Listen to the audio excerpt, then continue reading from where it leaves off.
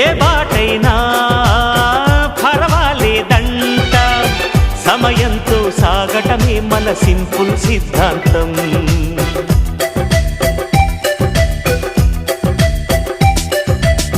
చిరుగాలికి పరిమళమిచ్చే సిరిమల్లెల వనమై ఉందాం, గగనాన్ని నేలను కలిపే హరివిల్లుల బంతెన అవుదాం.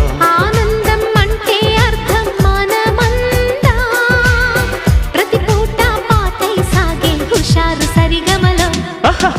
ఎన్నో ఎన్నో రాగాలుండే సంగీతం కాదా, చల్లకి నవ్వుల కేరింత.